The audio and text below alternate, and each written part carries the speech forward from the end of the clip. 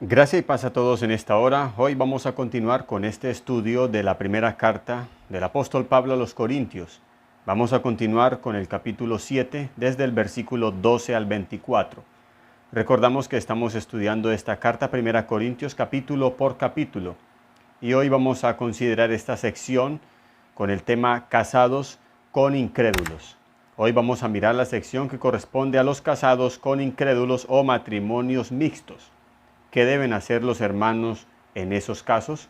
Bueno, Pablo nos va a enseñar qué hacer en estos casos donde hay matrimonios mixtos o hermanos casados con personas inconversas o que no creen al Evangelio.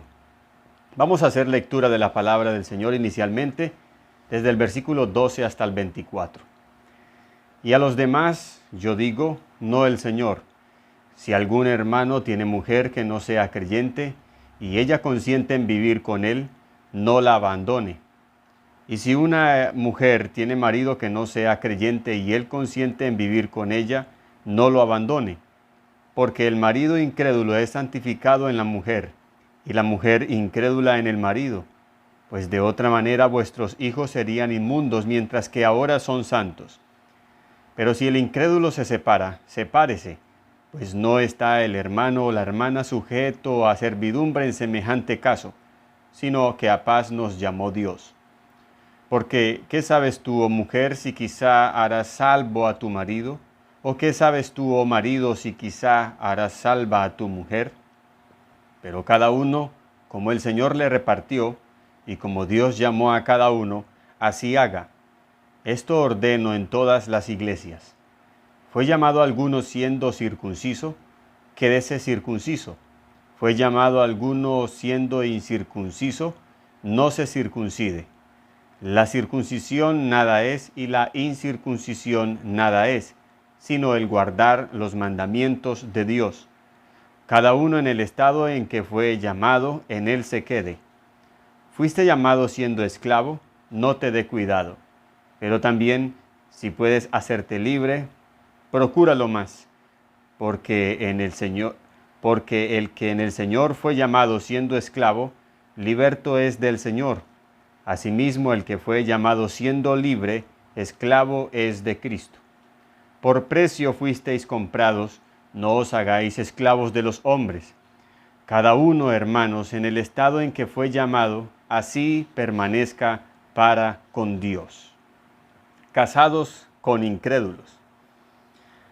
4 preguntas o inquietudes escribieron los corintios al apóstol Pablo mientras éste iba en su viaje rumbo hacia Corinto precisamente, y mientras posiblemente se encontraba en Éfeso. Allí recibió Pablo una carta donde la iglesia de Corinto escribió algunas inquietudes o preguntas. Y sobre esas preguntas hoy vamos a considerar los casados con incrédulos. Los otros temas que escribieron los corintios a Pablo fue sobre los solteros, sobre los casados, que ya vimos estos estudios, los casados con incrédulos que vamos a considerar hoy, y el tema de las vírgenes. Hoy vamos a mirar la sección que corresponde a los casados con incrédulos. ¿Qué deben hacer los hermanos en esos casos? ¿Debe abandonar a su esposo o esposa incrédula? Esto es lo que Pablo va a enseñar en esta porción de la palabra. A veces en este asunto de matrimonio se ha aconsejado mal porque se insta al creyente a ser radical o legalista a la hora de tomar decisiones. A veces se insta que el creyente simplemente abandone inmediatamente a su pareja porque no es creyente. Y esto se ha aconsejado muy mal a algunas personas que han terminado destruidos, no solamente sus vidas personales, sino sus hogares, sus hijos, sus parejas, y han dejado el testimonio del Evangelio por el piso. Lo primero que debemos aclarar es que el apóstol Pablo está hablando aquí a matrimonios mixtos o a casados con incrédulos. Y no está hablando Pablo aquí de unión libre, como algunos suponen o algunos pretenden, para tratar de liberar la carga de lo que la Biblia dice en el versículo 15 cuando habla de la separación. Es decir, Algunos dicen que cuando Pablo dice y a los demás, se refiere es a personas que no se han casado, ya que el versículo 15 dice, pero si el incrédulo se separa, sepárese, porque creen que la separación o el divorcio no es bíblico, así que consideran que esta sección no corresponde a hermanos que son casados, sino a hermanos que viven en unión libre con inconversos. Pero esto no es lo que el apóstol Pablo está tratando aquí. Pablo está hablando de matrimonios y no de unión libre. El versículo 12, por ejemplo, dice, a los demás yo digo no el Señor.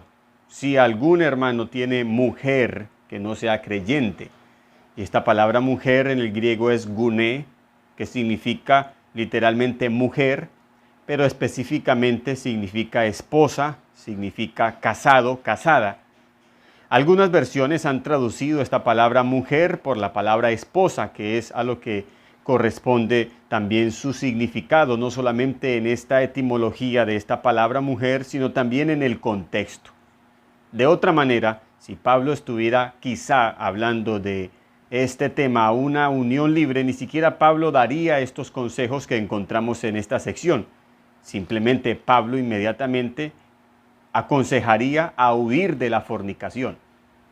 Entendemos que Pablo no va allí a aconsejar a una pareja o a una unión de fornicación y a darles consejos matrimoniales. Pablo simplemente les haría el llamado que hizo en el capítulo 6, versículo 18, huid de la fornicación. Así que Pablo está aquí hablando de parejas, de unión matrimonial de un creyente que vive con un no creyente. Volvemos a leer el versículo 12 y 13 para mirar cuál es el tema que Pablo va a abordar aquí. Y a los demás yo digo, no el Señor. Si algún hermano tiene mujer que no sea creyente y ella consiente en vivir con él, no la abandone. Y si una mujer tiene marido que no sea creyente y él consiente en vivir con ella, no lo abandone. Lo primero que debemos considerar es la expresión de la frase inicial del versículo 12, y a los demás yo digo no el Señor. Digo yo, no el Señor, dice Pablo.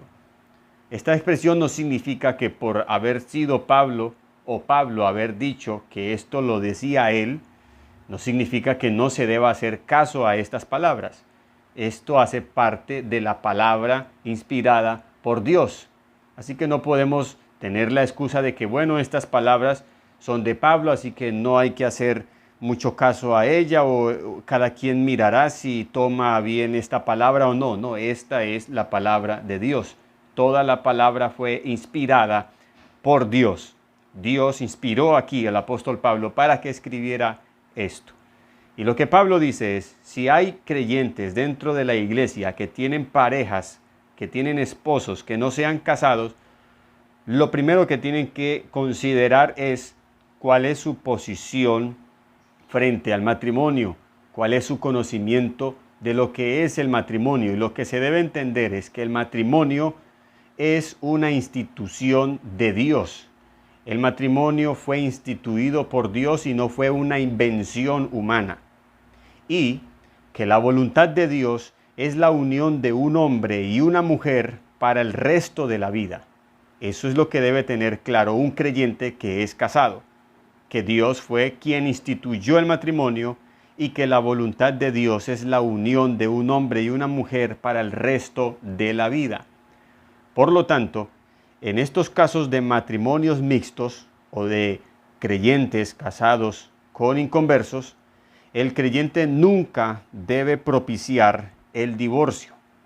Repito, el creyente nunca debe propiciar un divorcio. Pablo dice, si ella consiente, ella se refiere a la mujer no creyente. Si ella consiente en vivir con él, no la abandone. Si él, es decir, si el esposo no creyente, consiente en vivir con ella, no lo abandone. Ese es el consejo que Pablo da inmediatamente y esto es a lo que vamos con respecto a que el creyente nunca debe propiciar un divorcio.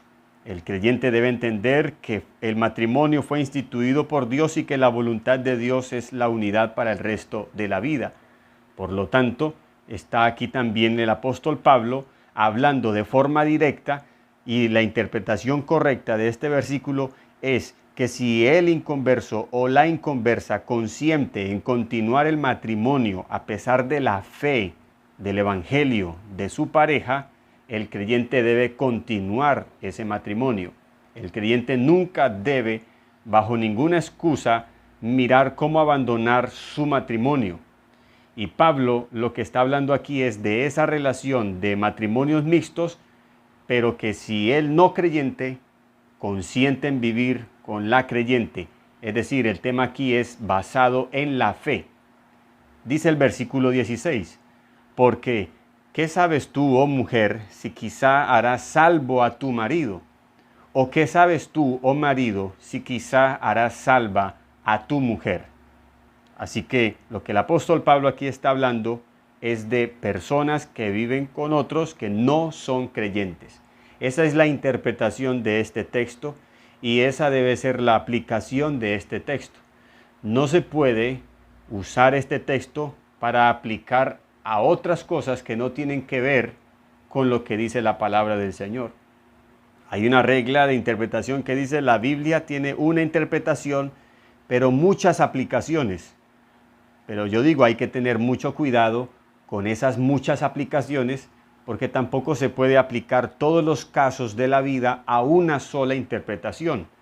Esto debe manejarse con mucha sabiduría, ya que muchas congregaciones y muchas parejas han basado de acuerdo a muchas experiencias y a muchos casos de matrimonios dañados y de personas que quieren casarse, que no quieren casarse, que encuentran dificultad para casarse, arreglar su matrimonio aplicando su caso particular a lo que dice este texto.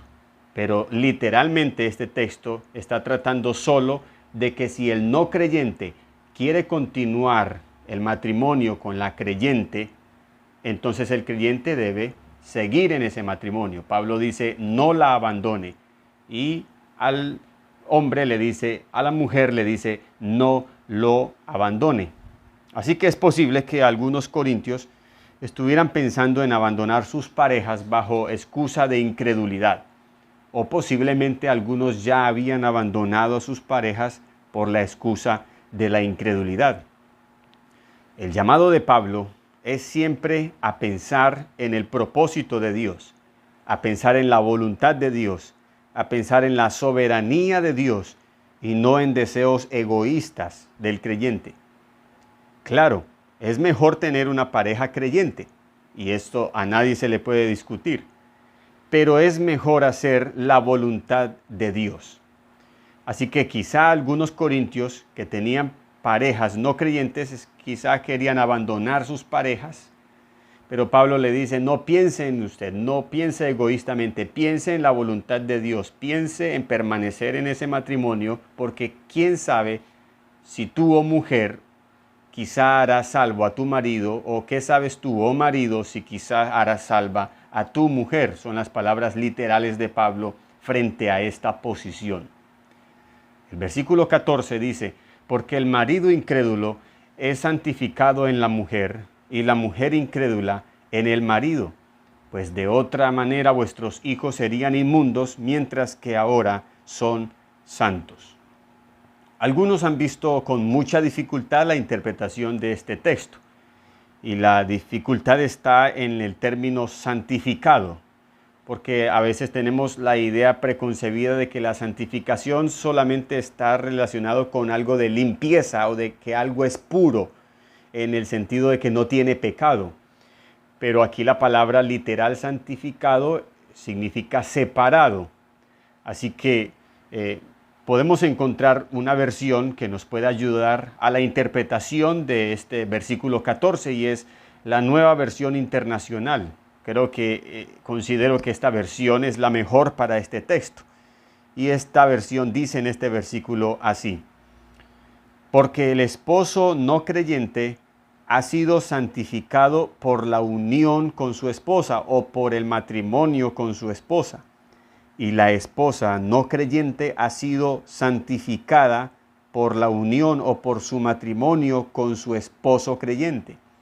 Si así no fuera, sus hijos serían impuros, mientras que, de hecho, son santos.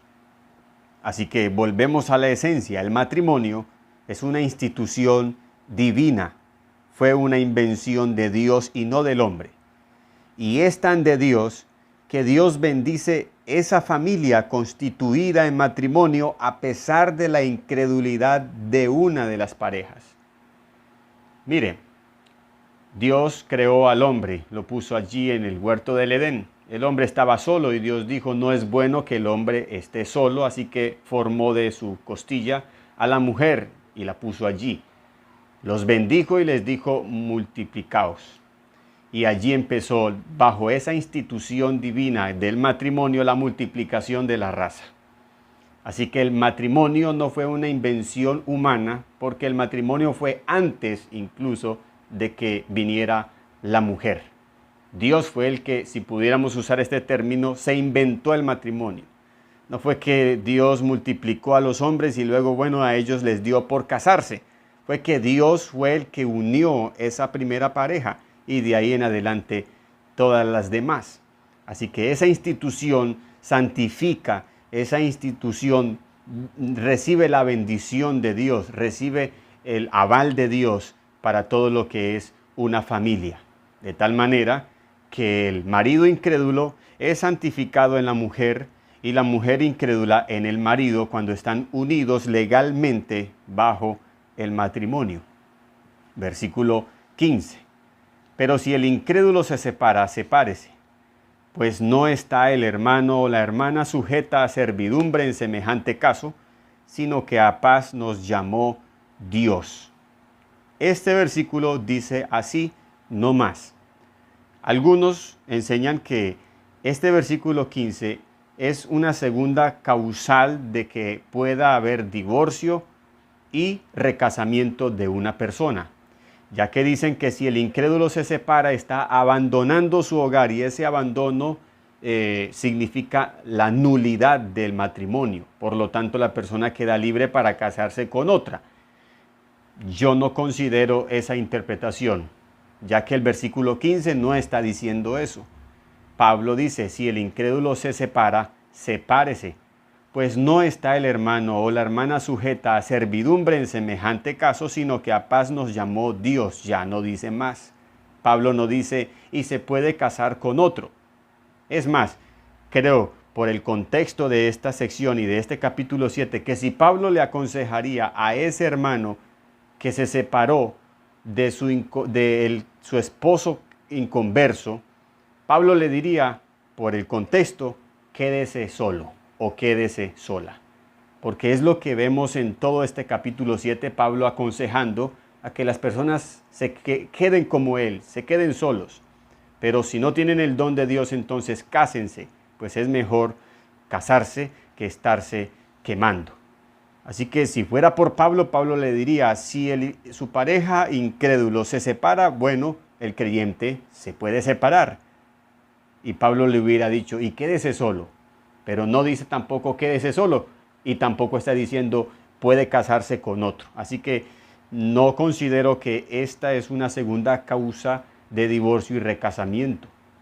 De hecho, cuando Cristo dijo en Mateo 19 acerca de la causal de divorcio y recasamiento, allí lo hubiera metido también. Pero Cristo dijo salvo por causa de fornicación, ya que la pregunta que le estaban haciendo los fariseos era si era lícito repudiar a la mujer por cualquier causa, y el Señor dijo no, por cualquier causa no, salvo por causa de fornicación, que es infidelidad y inmoralidad sexual. Si esta fuera otra causal, el Señor entonces hubiera incluido esta causal allí. Pero no, creo que es una interpretación que se quiere acomodar un poco y entonces así podemos seguir sacando muchas más causales y causales y causales de divorcio para que una persona pueda volverse a casar. Así que no considero este versículo como la segunda causal para esto. Luego desde el versículo 17 al 24 leemos: pero cada uno, como el Señor le repartió, y como Dios llamó a cada uno, así haga. Esto ordeno en todas las iglesias. Fue llamado alguno siendo circunciso, quédese circunciso. Fue llamado alguno siendo incircunciso, no se circuncide. La circuncisión nada es y la incircuncisión nada es, sino el guardar los mandamientos de Dios. Cada uno en el estado en que fue llamado, en él se quede. Esta palabra, este versículo es clave. Cada uno en el estado en que fue llamado, en él se quede. Fuiste llamado siendo esclavo, no te dé cuidado, pero también si puedes hacerte libre, procúralo más. Porque el que en el Señor fue llamado siendo esclavo, liberto es del Señor. Asimismo, el que fue llamado siendo libre, esclavo es de Cristo. Por precio fuisteis comprados, no os hagáis esclavos de los hombres. Y el consejo final de Pablo a estos matrimonios mixtos es: cada uno, hermanos, en el estado en que fue llamado, así permanezca para con Dios. En esencia, el consejo de Pablo en cuanto a este tema del matrimonio mixto o de casados con inconversos o con incrédulos es que el creyente tenga una posición pasiva. Es decir, el creyente nunca debe tener una posición activa buscando divorcios, sino una posición pasiva, pensando siempre en honrar a Cristo, confiando en su soberanía. Es decir, que Dios lo sabe todo y que Dios tiene el control de todas las cosas. Por eso Pablo finaliza el versículo 24 diciendo: cada uno, hermanos, en el estado en que fue llamado, así permanezca para con Dios. Porque allí es donde debe poner la mirada el creyente.